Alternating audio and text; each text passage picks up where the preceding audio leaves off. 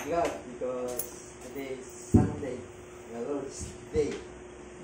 At muli po natin makakadaw pang palad ng ating Panginoon na sama-sama po tayo. Ito, our daily life ay lagi natin kasama ang Panginoon. Okay, so we have a new topic. At ito yung topic kung saan ang mga Kristiyano ay nagkakaroon ng masamang pakiramdam. Dahil kapag napapakinggan ng topic nito ay there are many reasons kung bakit ayaw nilang tanggapin. Right? Some, bago po natin i-introduce ang ating topic ay is only an introduction bago tayo pumunta sa ating proper topic. Think about the biblical evangelism, right? Kaya sa ating kapanahunan, there are many Christian unhappy because of the style of evangelism. Nagagalit tayo because dahil sa pamusong evangelism ngayon ay nagkakaroon ng problema because ang simbahan ay napupuno ng hindi Kristiyano dahil sa kanilang maling pag-iibanghelismo. Right? Kaya ang simbahan puno ng hindi ligtas, kaya there is a problem, big problem sa loob ng simbahan. Right, so welcome sa ating Sunday School. Our topic today is about evangelism. But before that, bago tayo pumunta sa ating pinakabuod na ating pag-aaralan, maaaring aabutin po tayo ng isang taon dahil sa evangelism, maraming topic, maraming tanong, right? Kaya fasten your seatbelt. Dahil ito po yung subject kung saan ay mga Kristiyano ayaw na. No? Ang evangelism ay pinapaubaya na sa mga preacher, sa mga pastor. Total, binabayaran naman mga leaders ng simbahan or pastor ng simbahan, right? They do not do the job. No? Kaya yun po yung nangyayari ngayon. Right? And total, binabayaran naman siya, hayaan mo na. Okay, so gusto ko lang bago natin umpisahan ang ating pag-aaral, there are 3 factors kung bakit ang simbahan ay napupuno. Okay? Kaya ito po yung ating introduction. Merong 3 bagay ang simbahan kung ito po ay lumalago. Right? Some churches, no? Yung mga ibang simbahan, lumalago because many people moves in. No? Ito yung 3 factor. Moves in, drops in, and born in sa loob ng simbahan. Okay? Pansinin ninyo, right? Sa totoong simbahan, natitira ay yung totally na evangelize ng simbahan. Okay? Yun yung mga talagang na-evangelize, na bahagi ng salita ng Diyos. Pero yung mga lumanding, okay, galing sa ibang lugar, sila po yung mga nawawala. But before that, tayo po yung manalangin muna. O Lord, salamat sa pagkakataon kong ito na pinagkaloob niyo po sa amin. Salamat muli sa biyaya ng iyong kaligtasan, kung saan ay kasama po dito, O Diyos, ang paglilingkod, yung masaganang kasiyahan at kagalakan na ikaw ay mapaglingkuran, pati mga kapatiran. Alam ko ito, Diyos, we do it by your glory, dahil sa pagmamahal po namin sa iyo, ay ginagawa po namin ito. At kasiyahan din po namin ng Diyos na kami po ay tungo ng simbahan dahil hindi lamang po ikaw ang aming nakakagawang palad, kundi mga kapatiran na nagbibigay po sa amin ng kagalakan at encouragement para lalo pang gumawa at maglingkod po sa mga. Pagpalaan niyo po Diyos ang araw po nito. Nangin po niyo ang araw po nito, Diyos, para sa inyong kapurihan, lalo na po sa aming pag-aaralan about evangelism. Marami na kami pong napakinggan, nalaman, matutunan, but still, Lord, hindi po sapat sapagkat there is no motivation o wala pong pagmamahal o wala pong compassion sa mga kaluluwa, kaya nadideny ang pinakaunang gawain po ng simbahan. Kaya sa pagkakataon po ito, muli samahan niyo po kami sa pag-aaral po nito. Sana magiging seryoso po kami sa topic na ito, Diyos. Kaya aming hinihiling ang tulong ng Banal na Espiritu, ang presensya ng Panginoon, at higit sa lahat, Diyos, kami po ay tumugon sa panawagan po nito. Sapagkat hindi lamang po para ito sa mga leader or even sa mga pastor, kundi ito po ay responsibilidad, a supreme privilege, Lord, sa isang Kristiyano na ito po ay magawa po namin. Kaya hinihingi po namin ang biyaya mo sa pagkakataon po nito. Ingatan mo po ang mga kapatiran, patungo po rito, at lalo na po, Diyos, mga kapatid po namin na hindi po namin muli nakasama, aming nililimos na hindi akayin mo po sila sa lugar namin. Maraming salamat po. Ito po ang dalangin sa pangalan po ni Jesus. Amen. Right. So, sabi ko nga, some churches are growing because many people are moved in. Right? Sa kanilang pinanggalingan, sa kanilang mga area. Okay? Others are growing because the church building is in a good location. Okay? Lumalago because maganda ang lokasyon ng simbahan. Ay, naalala ko tuloy nung nasa tayo sa baba, biglang nag-boom ang historic heritage, no? Nabutan niyo na po yun. Okay? Dahil maganda ang location, maganda ang lugar.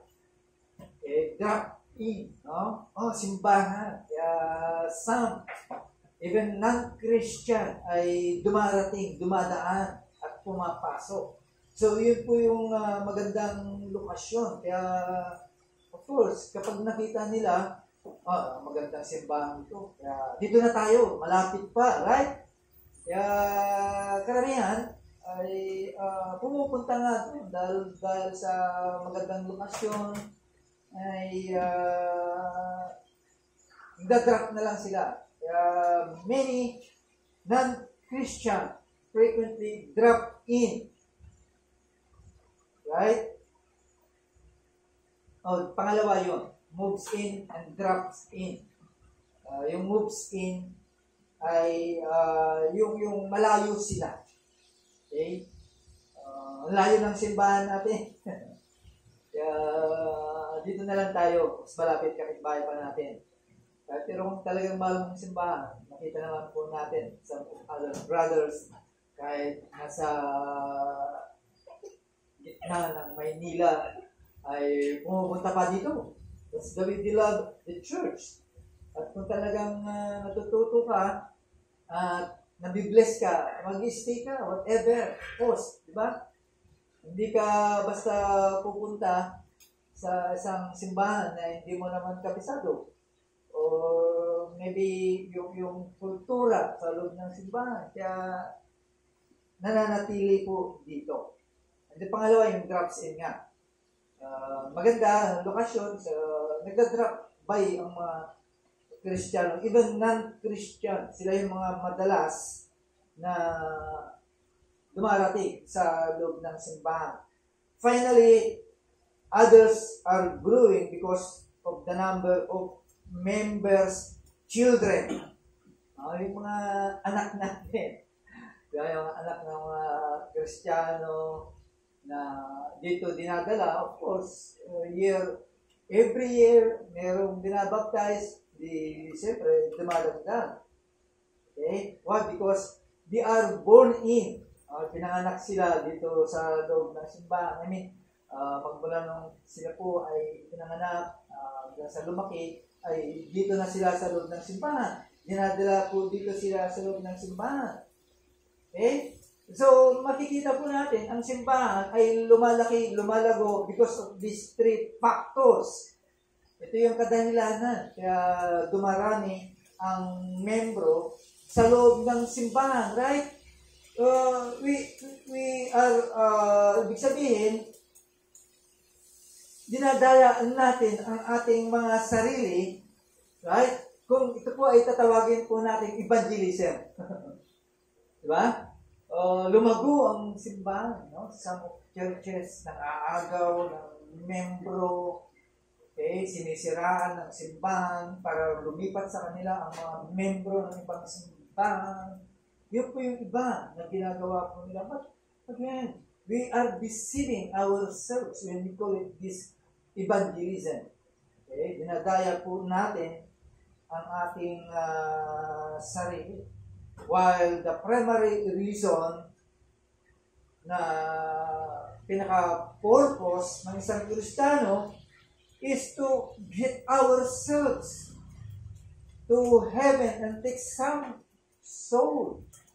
Hanggat maaari, meron tayong madala, makuha, maagaw para sa langit. Diba?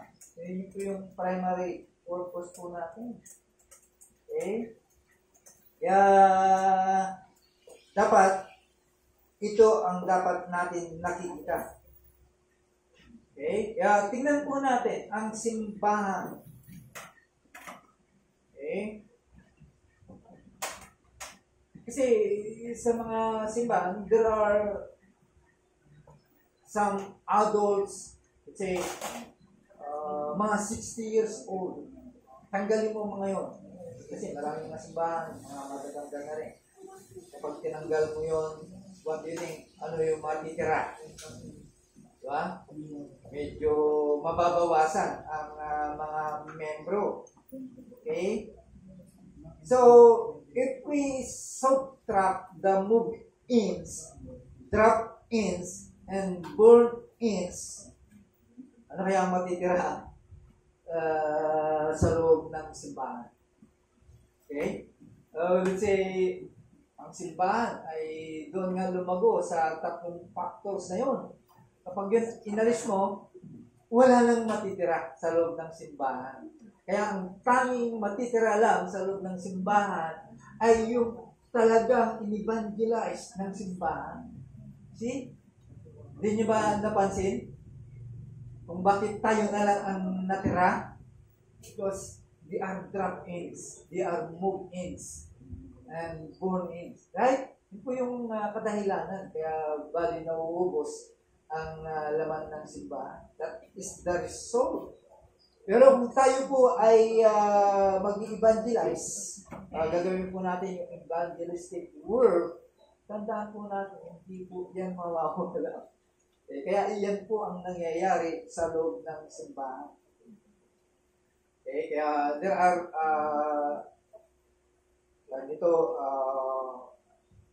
study regarding church member. Right? Kasi kung ang membro ng bawat simbahan, kasi sa mga survey, sa 6 na membro ng simbahan, let's say once a year o isang taon bago makapagpasok ng membro ay medyo mabagal. Now, sabi ng iba, kung tayo po ay magiging mahigpit in regards sa ating evangelism, how can we flourish? Paano tayo lalago daw? Kung magiging stricto tayo sa evangelism, right? Kung tayo po ay magiging stricto, susundin natin yung biblical evangelism, hindi tayo dadami. Right? Yun po yung mga tanong. Pero tandaan po natin, nag-glorify ang Diyos kapag kahit isang kaluluwa po yan. Basta tama yung evangelism na ginagawa po natin.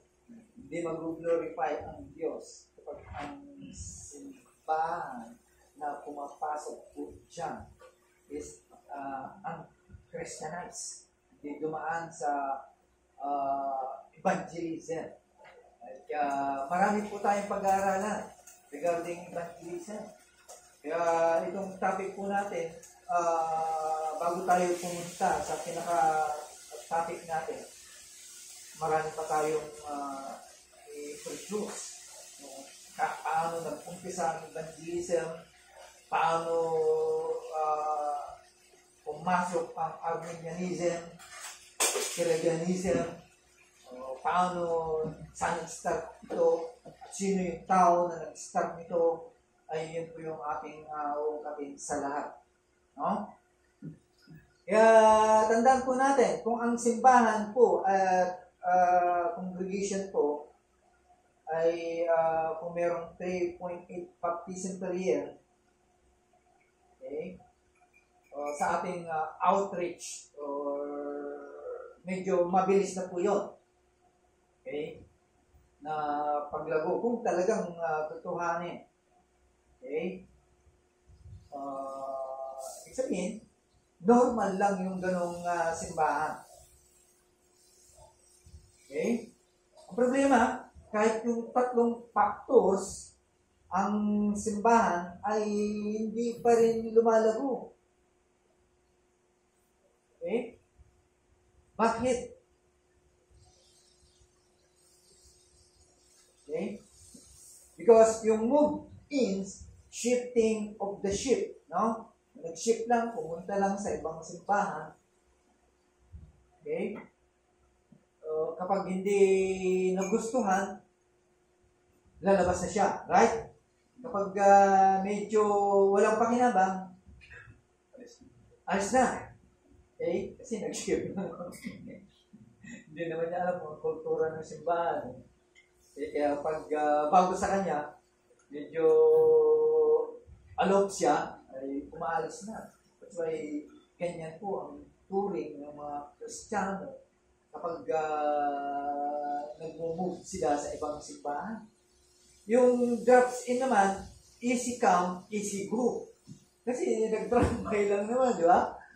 Nakita mo ngayon, susunod na linggo, wala na siya. Right? It happens. At nangyayari po yun. Kaya yung apathy, no, yung walang ka-interest, ay ito po ay naghahad lang. Okay? Ito yung pumipigil from being evangelistic. Okay? Yung apathy, yung siyempre pag wala ka ng interest sa evangelism ay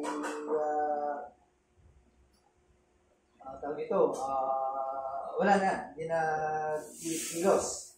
Okay, kaya tandaan po natin, mga kapatid, there is a big trouble, no, sa ating simbahan. Okay, kung hindi po natin gagawin po ito. Okay, sometimes, let's say, kung ang mga membro ng simbahan ay kanilang iaatang ang gawain pong ito sa preacher or even sa pastor, ay medyo mahirapan. Right?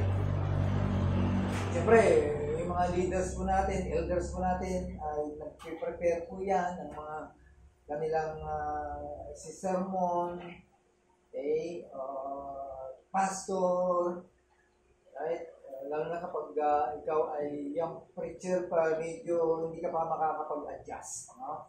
Medyo mahirapan pa. So, there are several solutions, okay, para ma-actionan ang mga bagay kung ito. Okay, depende sa spiritual maturity ng simbahan, or depende the participation of members, okay, sa ating simbahan.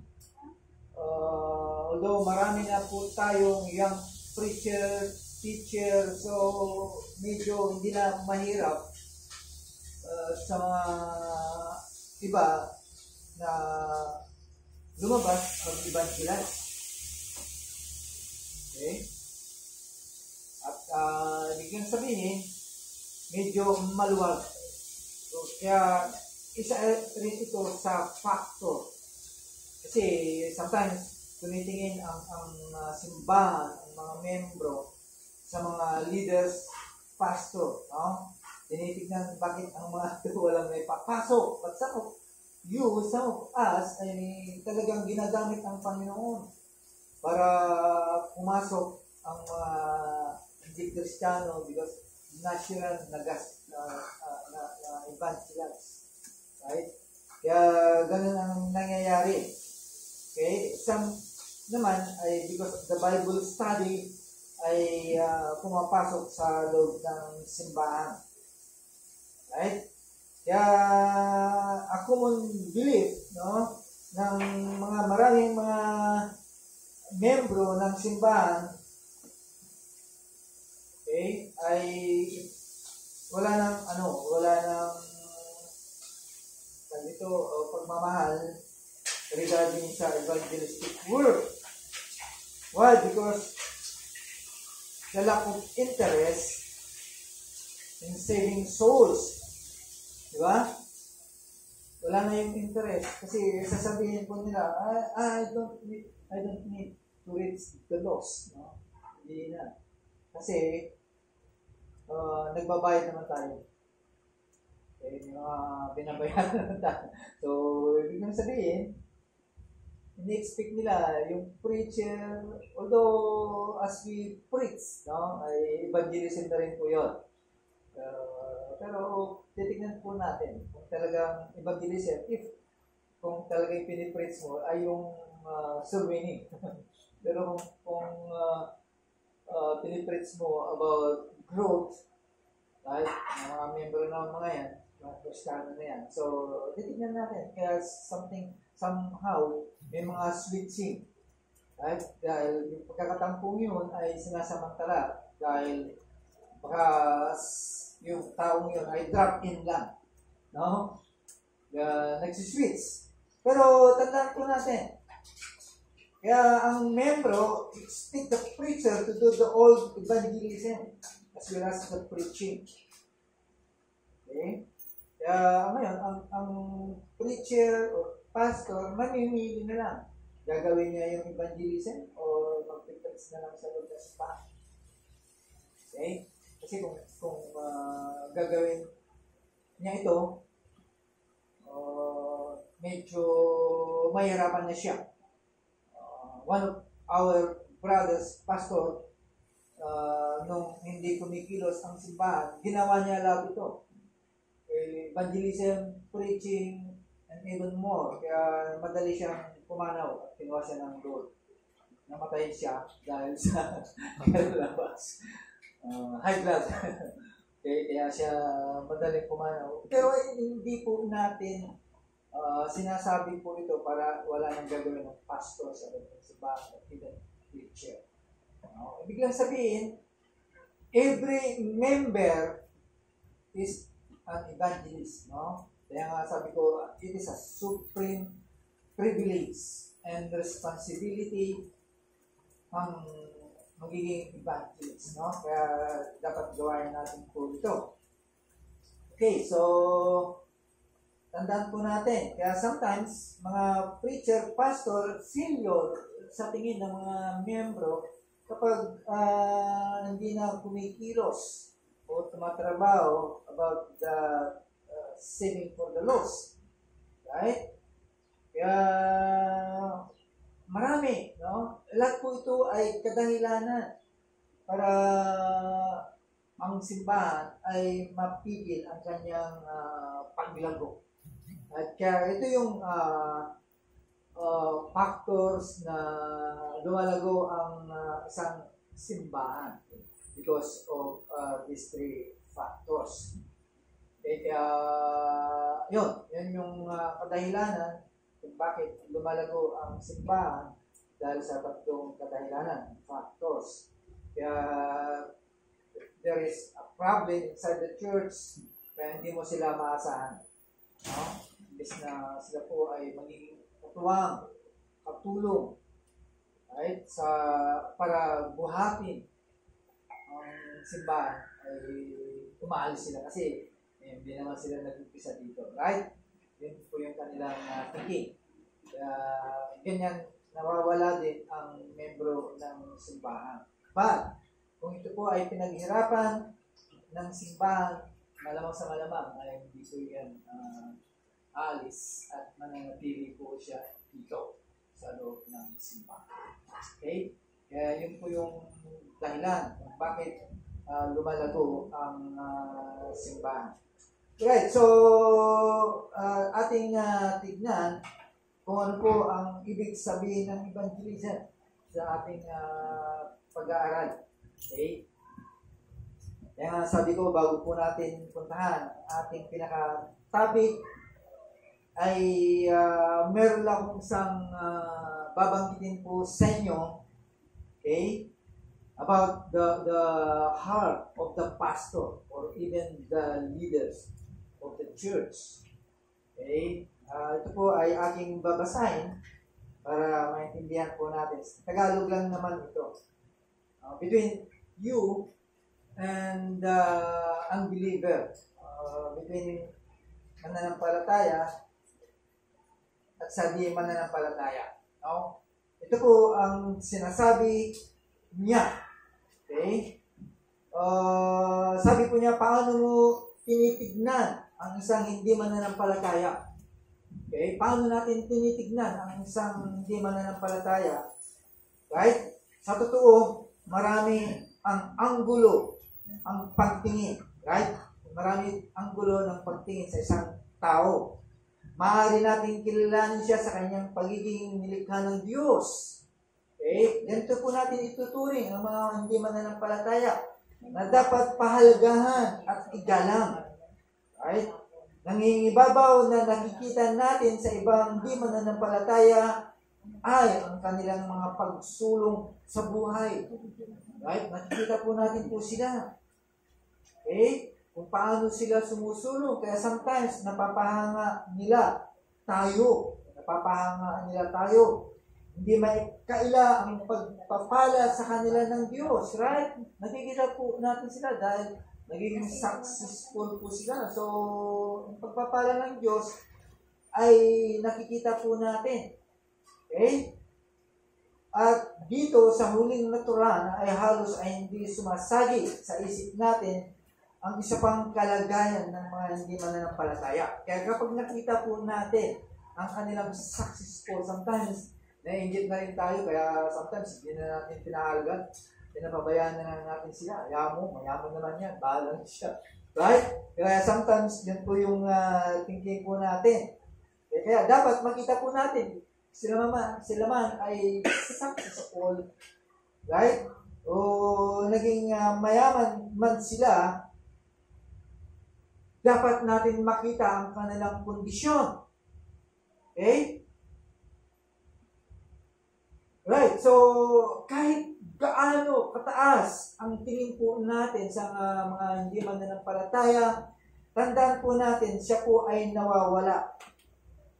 Nawawala, ibig lang sabihin, tungkulin ng bawat isa po sa atin bilang mananampalataya na akayin sila sa daan ng kaligtasan. Okay? Kahit gaano man, sino man siya, right? Meron tayong tungkulin na akayin sa daan ng kaligtasan. Right? Kung mayroong maliwanag na aral ang Biblia ukol sa mga di mananampalataya, ano ba ang aral na ating natutunan sa Biblia tungkol sa mga di mananampalataya? Ito yung kanilang kalunos-lunos na kalagayang spiritual. They are in poor spiritual life. Yung dapat po natin titignan. Okay? Ano pa man ang kanilang narating sa buhay, gaano man iginagalang ng lipunan, at anong bait man ang kanilang pakitutungo sa kapwa, sila ay mga nawawala at patungo sa kapahamakan. Ay, maliban masumpungan nila ang kaligtasan kay Kristo Jesus, ahatulan sila sa hindi nila pagtanggap ng Ebanghelyo. Walang duda ang pangungusap ni Pablo, kung may takip sa aming Ebanghelyo, ito'y doon lamang sa mga mapapahamak. Right? Kaya kapatid, huwag mong kalimutan ito sa iyong pakikinig sa mga di mananampalataya. Mahusay ba siyang makisama? Walang hanggan ang hinaharap niyang paghihiwalay sa Diyos? Mataas ba ang kanyang narating? Napipinto siyang mabulit sa kababaan ng impyerno. Ano man siya, huwag mong kaligtaan na siya ay rebelde laban sa Diyos. Okay? Sa harap ng mga kabutihan ng Diyos, sa Kanya, minabuti niyang huwag sumamba sa Diyos. Yan po yung kadahilanan. No? Sa kabila ng siya po ay pinagpapala ng Diyos. Pero ganun pa man, ay hindi siya tumatalima kung sino ang Diyos. At hindi niya kinikilala ang Diyos. Right? Kaya, tandaan po natin, tayo mga kapatid na mananampalataya, right? Ano ang dapat natin gawin? Right? Marami tayong mga nakakausap na di mananampalataya, malimit, nakakasama natin po siya. Right? Narinig na niya ba ang Ebanghelyo? Okay? Tandaan po natin, mga kapatid, ang paanyaya ng Diyos, kasama sila sa inaalok ng kaligtasan. Right? Maaring sa'yo lamang maririnig na merong ganong alok. Diba? Kaya wag po natin isasantabi ang ating tungkulin. Okay? Tandaan po natin, tayo ay bibig ng Panginoon. Tayo yung spokesman sa mga di mananampalataya. Right? Sa mga mananampalataya na dumadako, lumalapit, na-influensyan po natin. Okay? Kaya sana huwag dumating yung pagkakataon na tayo ay makarinig ng panunumbat mula sa kanyang dila o bibig. At ito po yung magaganap at mangyayari kapag tayo po ay hindi tatalima. Okay? Why? Because yung mga taong ito ay matagal po nating nakasama.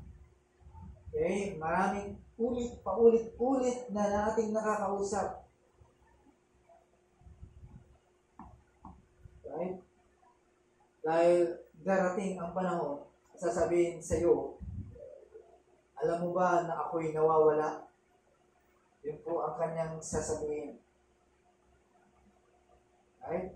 Sasabihin sa iyo, ikaw ang bibig na kailangan kong marinig.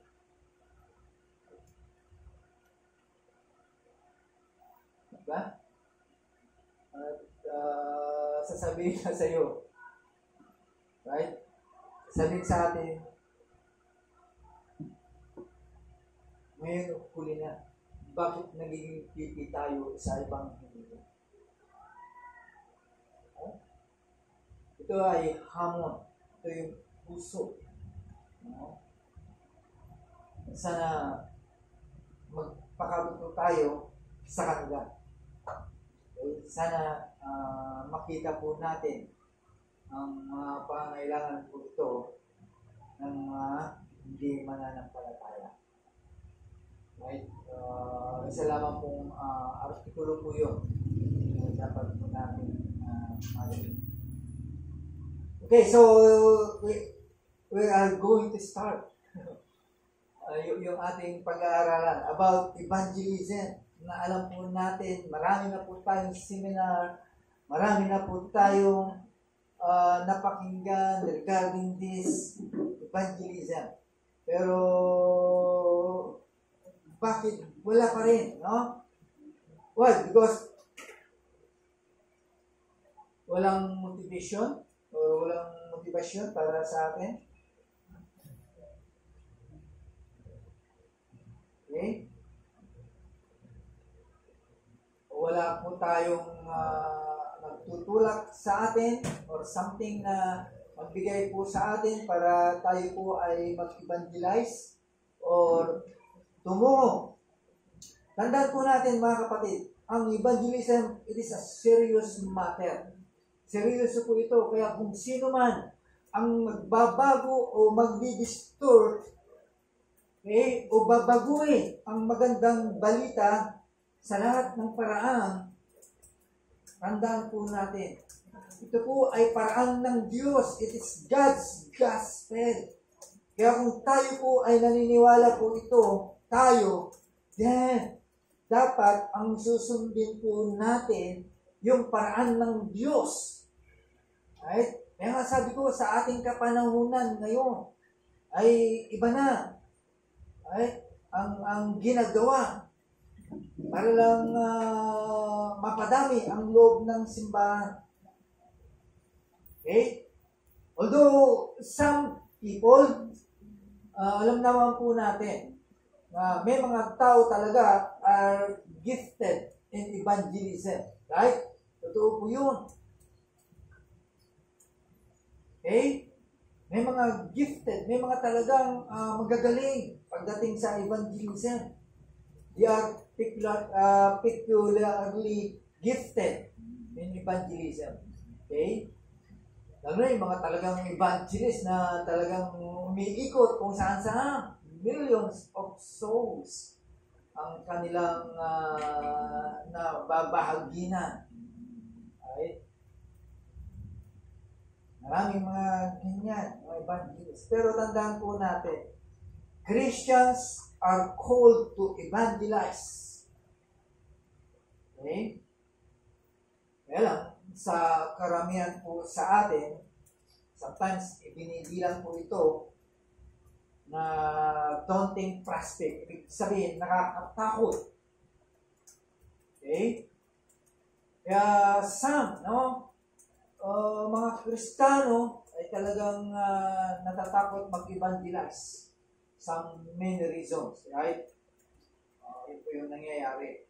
Pero tandaan po natin mga kapatid, it is a supreme privilege para sa bawat Kristiyano kung saan ang Diyos ay binibigyan po tayo ng oportunidad to work with Him. At binibigyan po tayo ng pagkakataon na makipagtrabaho sa ating Diyos para sa buhay ng mga ibang tao. Ang pribilehiyo po yan. Okay? Para ikaw ay makasama po niya na trumabaho sa buhay ng isang tao. Although ang ating trabaho ay iparating lamang sa kanila ang magandang balita. And the rest ay ang Diyos ng bahala doon. Right? Pero, again, ating tandaan mga kapatid, ang susi, ang susi ng kapangyarihan ng magandang balita, kasi sometimes, kaya po tayo nade-deteriorate, nawawalan ng gana dahil yung ability, yung kakayanan po natin, ang ating iniintindi, okay?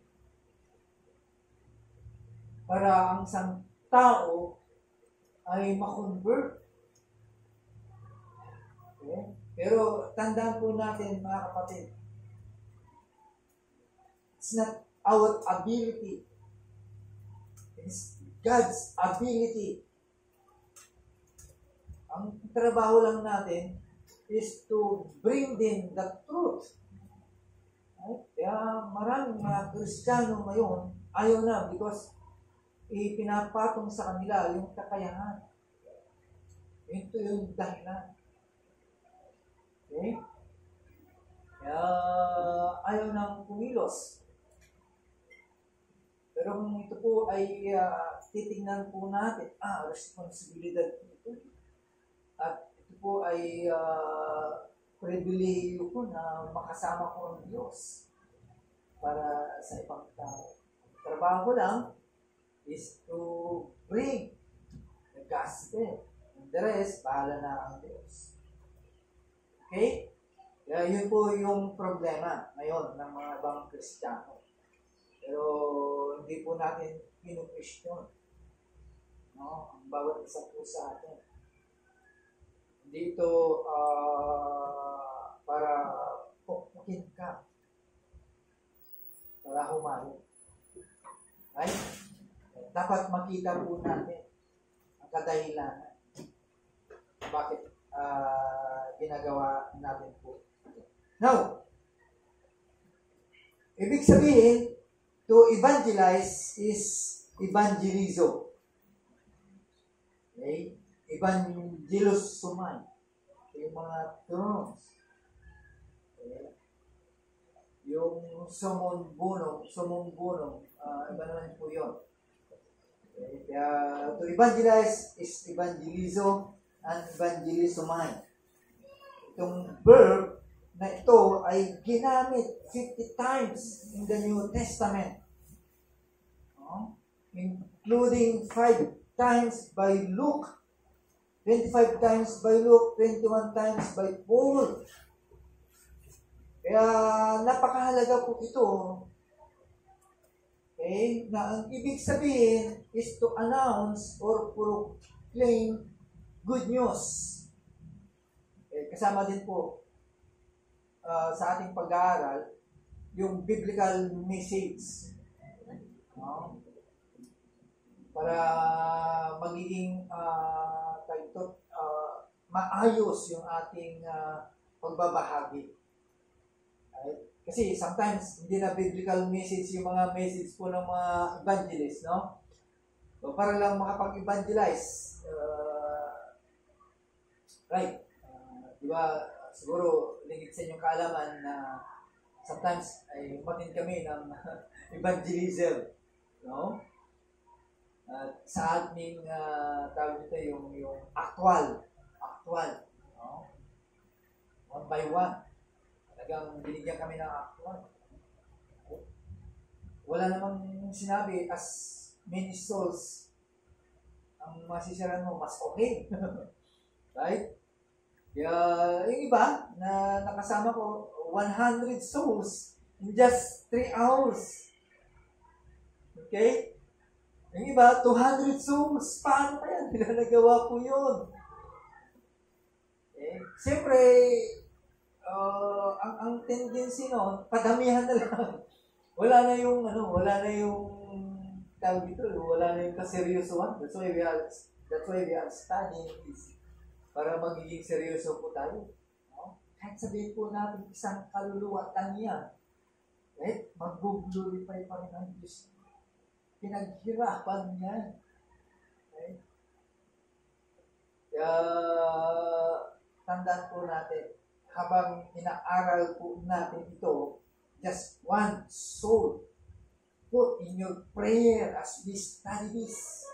After this, no? Malamang sa malamang, ang kaluluwang yan, makikita na natin dito sa loob ng sulat. So, patuloy po tayo, no? Pinag-aaralan lang na po natin yung mga terms na ating pag-aaralan kasi nakapalo po dito. So, that is evangelize, no? Evangelism. Okay? Is to announce or proclaiming good news. Right? Yung gospel naman, ang tawag po dito is evangelium. Okay? Which means the good news. Right? Sinasabi ito many times, 70 times, throughout the New Testament. Okay? And to proclaim is keruso o kerizin. Okay? Commonly to evangelize. O summum bonum, appearing 61 times in the New Testament. Okay? Ang ibig lang sabihin po nito is to herald. Alam niyo po yung unang panahon, if there is a good news, ay gumagamit po sila ng sounds of trumpet. Okay? At sinisigaw, this is a good news, this is the news from the king. Yun po yung ibig sabihin po ng proclaim. Okay? Yun po yung to proclaim. Now, the proclamation is kerygma. Kerygma. Tama ba yung kerygma? Kerygma. Terms na siguro sa inyo, sa mga Berean, ay mga napapakinggan na po ito. Okay? Ang salita pong ito is used to indicate the preaching, the proclamation of the gospel. Right? Okay? Now, listen. No? There are 5 features of the gospel. Okay? Ang Biblia ay dinescribe niya the gospel as having at least 5 features. Okay, number 1, Matthew chapter 23, verse 9 to 35. Pakibasa, Brother Joshua Dumondon.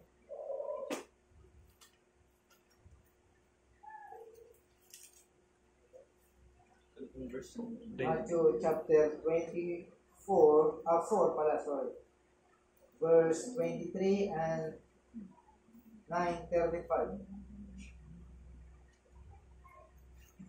Matthew 24, verse 23 po. 4. At 24, verse 23. 23. Then if anyone says to you, look, he is the Christ, or there he is, do not believe it. And then, ano po yun? And 9, verse 35. Matthew 9, verse 35. And Jesus went throughout all the cities and villages, teaching in their synagogues and proclaiming the gospel of the kingdom and healing every disease, every affliction. So, number 1 feature, it is the gospel of the kingdom. No? Ito yung klase ng gospel na dala-dala po natin. It is the gospel of the kingdom. Number 2 features, Mark chapter 1, verse 14. Pakibasa, Brother Anthony.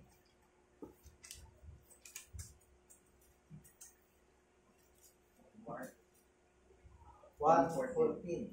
Mark 1:14.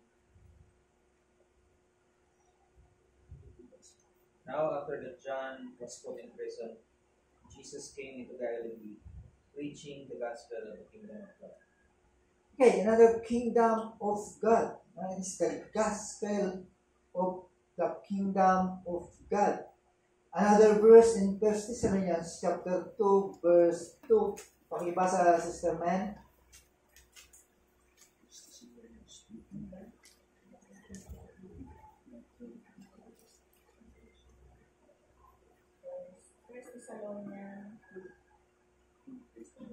Chapter 2, verse 2. Pakisama na rin ang verse 8 and 9. Chapter 2, but even after that we had suffered before and were shamefully entreated, as you know. At Philippi we were bold our God to speak unto you the gospel of God with much contention. 8. So being affectionately desirous of you, we were willing to have imparted unto you not the gospel of God only, but also our own souls, because we were dear unto us. 9.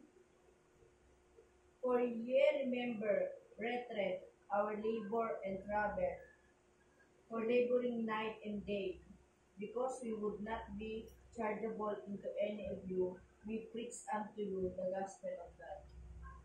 Okay. Thank you.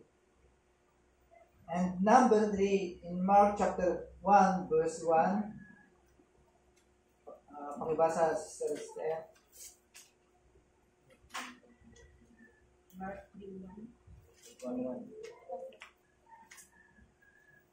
1 hanggang 2. And he entered again into the synagogue. There was a 1:1. Mark 1. Mark one 1 verse 1 hanggang verse 2.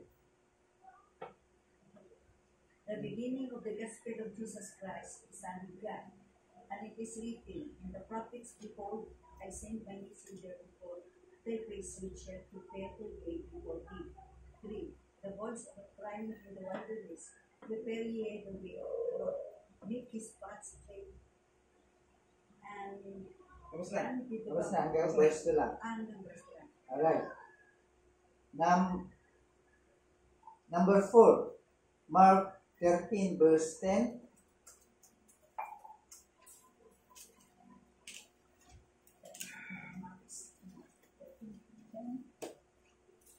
And the gospel must first be published among all nations. 13 verse 10. Mark. And the gospel must first be proclaimed to all nations. Okay. So, yun po yung pang-apat. Number 5. Mark chapter 1 verse 14 to 15. Pakibasa, Brother Mori. Mark 1, verse 13 to 15. And he was in the wilderness 40 days, being tempted by Satan, and he was sent in the wild animals, and the angels were manifest to him. Now, after John was arrested, Jesus came into the Galilee, proclaiming the gospel of God, and saying, the time is fulfilled, and the kingdom of God is at hand. Repent and believe in the gospel. Okay, so nakita po natin, no? Before we study about the biblical message, no, tinitignan po muna natin kung ano po yung dapat, bakit natin sinishare o binabahagi po ang magandang balita. Now, ang ibig lang sabihin, to evangelize is to present Christ Jesus. Tandaan po natin, sa biblical pattern, no? Yung good news na ating dinadala sa kanila, it is to present Christ to the people, to the sinful people. Okay? Right? Yun po yung dapat po natin i-present sa kanila. Kasi iba ang pinipresenta na ngayon. Kaya pagdating at nag-gospelize po yung kaluluwa, pagdating sa loob ng simbahan, iba. Okay? So, ibig lang sabihin, ay dinadala natin, pinipresenta po natin si Kristo sa mga taong makasalanan in order that the power of the Holy Spirit. Okay? Tandaan po natin, mga kapatid, kung paano ang trabaho po natin. Ibig lang sabihin, ang trabaho lang po natin is to present to them the gospel, the good news. No? Ayan po natin na magtrabaho ang kapangyarihan ng banal na Espiritu so that they will come to put their trust in God through Christ. At yun po yung ibig sabihin ng evangelism, to evangelize. Okay? Wala nang ibang dahilan pa. Huwag ka nang mangako ng ano-ano pa. Okay? Baka hanapin sa iyo iyan. Kaya mga kapatid, sa ating pag-aaral at nakita po natin kung ano po ang ibig sabihin ng evangelism, na sana ito po ang magbigay po sa atin ng confidence, ng lakas ng loob para ma-share po natin ang ating pananampalataya sa natin. Kasi yun lamang po ang kanilang pagtaas.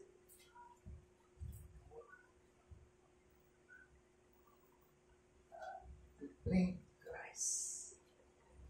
Okay? Okay, so tignan po natin, ano ba ang likas ng ibang evangelism? Ano ba ang nature ng evangelism sa loob ng simbahan? Okay. Ayon sa Biblia, it deals extensively the nature of evangelism. Okay. Tandaan po natin, mga kapatid, evangelism, it is the normal life, normal lamang po ito na buhay ng isang healthy church. So, ibig sabihin, kapag ang simbahan ay hindi na nag-evangelize, hindi na healthy, sometimes yun po yung nababasa po natin. Diba? Ibig sabihin, ang simbahan yan, patay yan kasi hindi nag-evangelize. Right?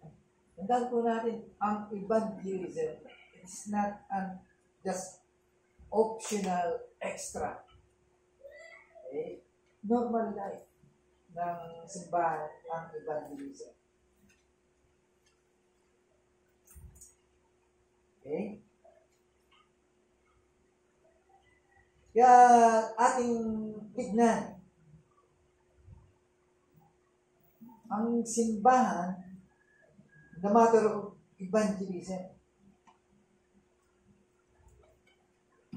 Meron bang special technique, program, para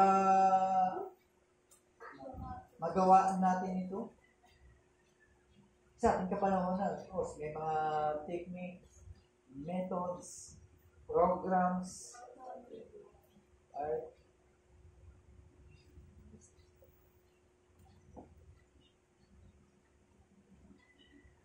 So, ibig lang sabihin, ang evangelism po, it is a normal part of the life of the church. Right? Rather than other program, no? Iba't ibang programa sa loob ng simbahan. Okay? Kaya tandaan po natin, evangelism, it is a privilege and responsibility for all believers. Mark 16:15.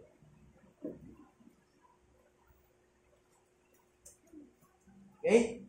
Evangelism, it is a privilege and responsibility of all believers. Basahin po natin, Mark 16, verse 15. Pakibasa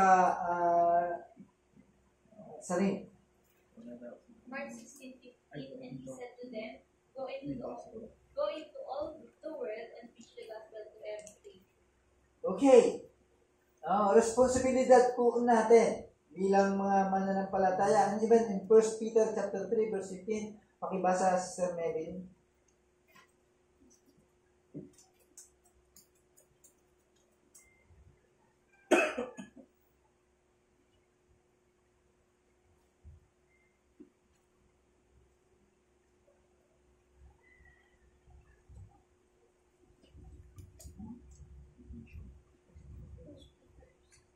First Peter chapter 3, verse 15. First Peter 3:15. But sanctify the Lord God in your hearts, and be ready always to give an answer to every man that asketh you a reason of the hope that is in you with meekness and fear. Okay, so ibig lang sabihin, ang gift of evangelism, tandaan po natin, yung gift ng evangelism ay sometimes unique to some, di ba? Kaya may mga Kristiyano na talagang may gift about evangelism. Sabi po ng Ephesians chapter 4, verse 11, ay tignan po natin. Pakibasa, Brother Mark.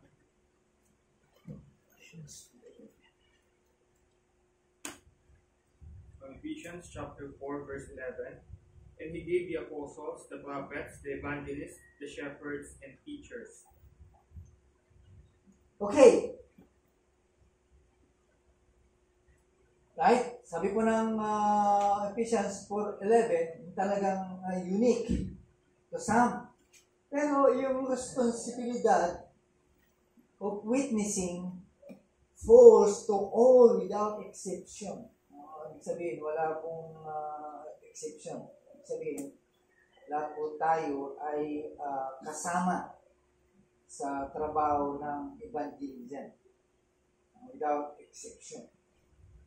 Like, there are, talagang gifted pagdating sa evangelism. Pero sa atin, kahit sabihin hindi gifted, basta responsibilidad trabaho po natin, okay, ay gawin po natin because we believe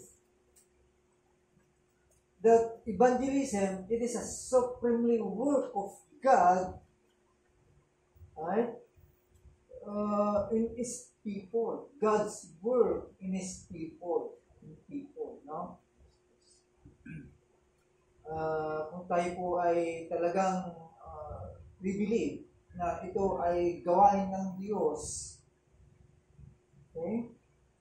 Na tayo po ay magiging kasama. That's why God used, enlist human people for the cooperation. Kaya wala nang mas magaling na evangelist kundi ang Diyos, Christ. Ano sabi po ng Ezekiel chapter 38 verse 23?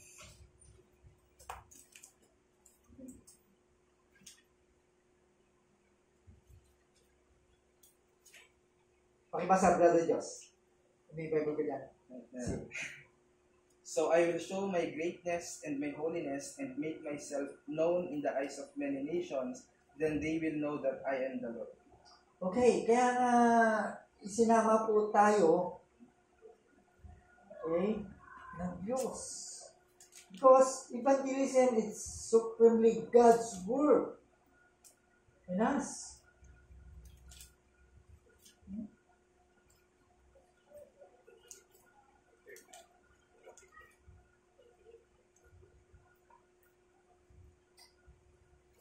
Kaya lang, ang problema ay ginagawang trampa kanya ng evangelism for many purposes, for many maraming kadahilanan. Okay?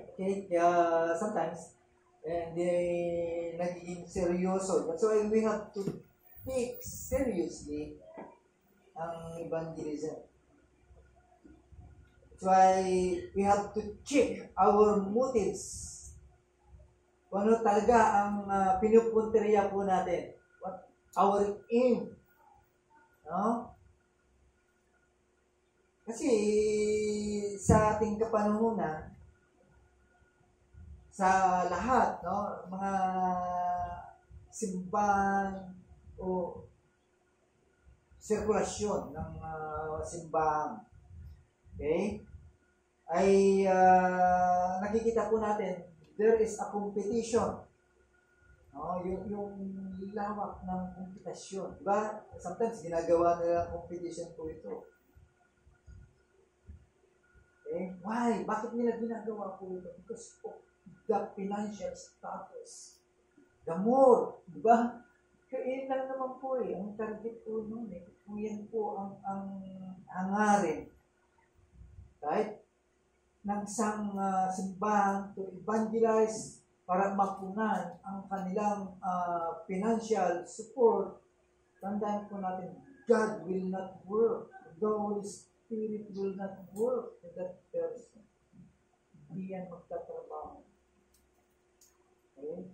Iisipin mo na Christian yan, pero with our flesh, tayo po ang naging dahilan para naging Christian yan.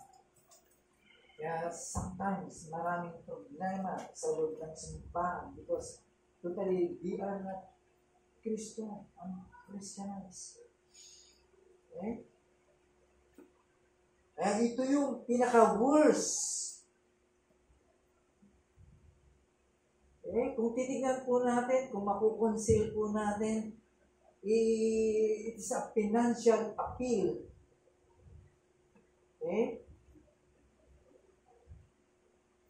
Yun po yung problema. Kaya tandaan po natin, mga kapatid, ito yung una na dapat makita po natin. Evangelism, it is a work of God, not of some sick evangelist. Kasi inaari na yung trabaho nila po yun. Kaya tingnan mo, yung mga mayayamang mga evangelist, yung mga nagkukunwaring evangelist, may mga sariling aeroplano, may mga sariling hotel. Kaya maraming mga un-Christianized tuloy. Right? Kaya it must be pursued with a jealousy for His glory. Kaya dapat ginagawa po natin po ito for the glory of God. Kaya kapag ito po ay nagawa po natin, right? Ibig lang sabihin, kasi sa ngayon, marami ng method of passion for evangelism.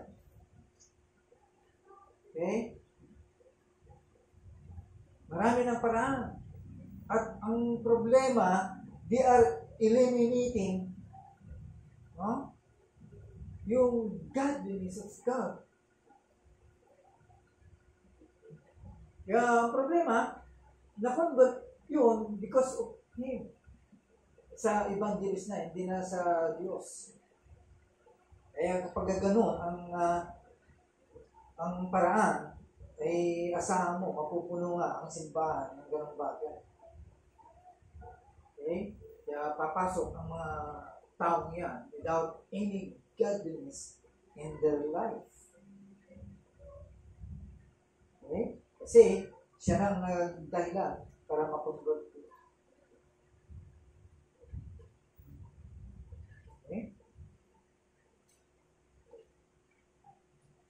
Now, tayo naman, napaka-strict naman ng evangelism natin. Right? Diba? Baptist.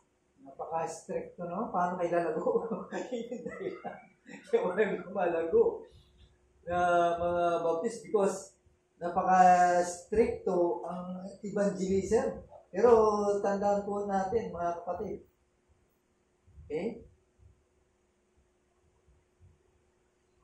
God is glorified. Tandaan po natin, nag-glory ang Diyos.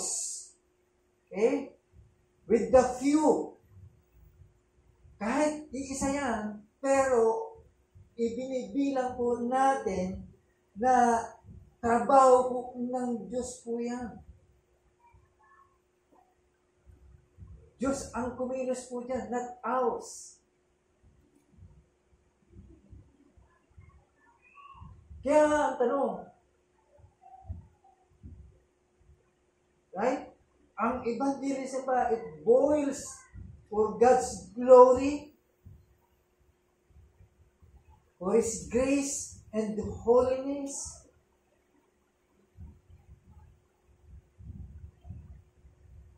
Ang tanong,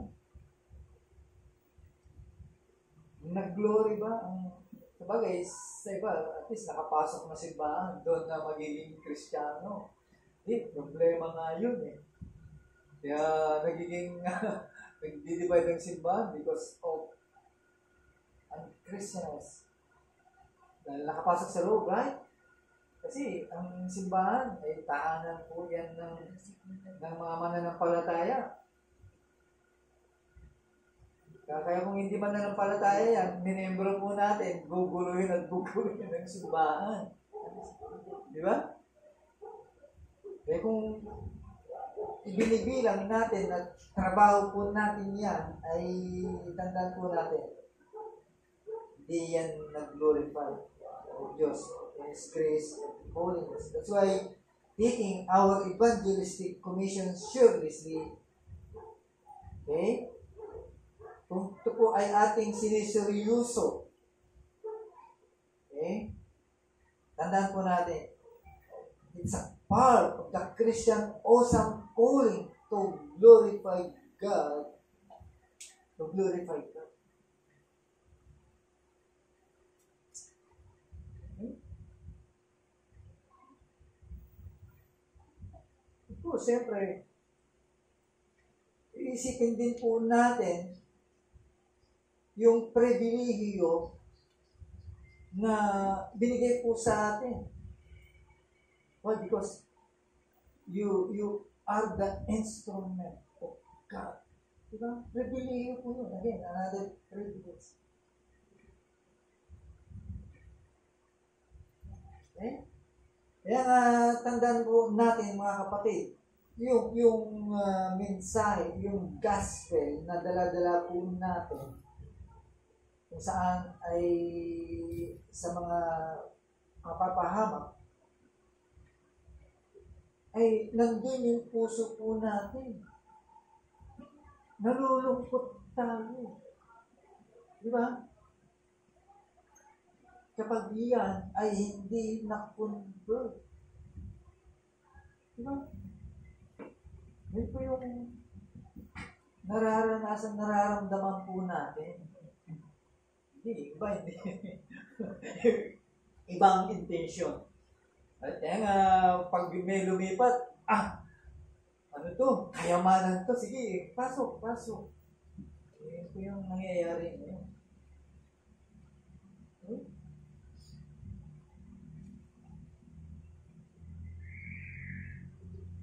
Kaya tandaan po natin mga kapatid, kung inaakala po natin at iniisip po natin na yung dala-dala po nating mensahe for the glory of God, right? Yung mensahe, dala mo, then, ano pa ang dahilan? Para magiging masipag po tayo, magkaroon po tayo ng earnestness to evangelize.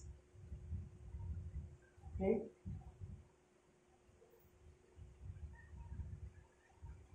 Kung iniisip natin na for the glory of God, po siyempre, yung mga anak po tayo ng Diyos, ang unang-unang gagawin po natin for the glory of God, kaya nga sometimes that, for the glory of God, for the glory of God. Diba? So, what is the reason?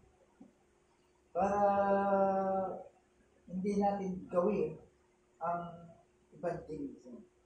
Right, so next topic, no? Nasa introduction pa lamang po tayo about evangelism. No? Kasi pag-aaralan po natin yung una, siyempre, of course, the biblical message about the methods or motivation. Kasi ito na po yung nawala sa mga right? Kaya ating puputulin para bigyan ang ibang katanungan sa ating pinag-aaralan about the evangelism. Right? So, if there is a question, ay pwede na tayong magtanong.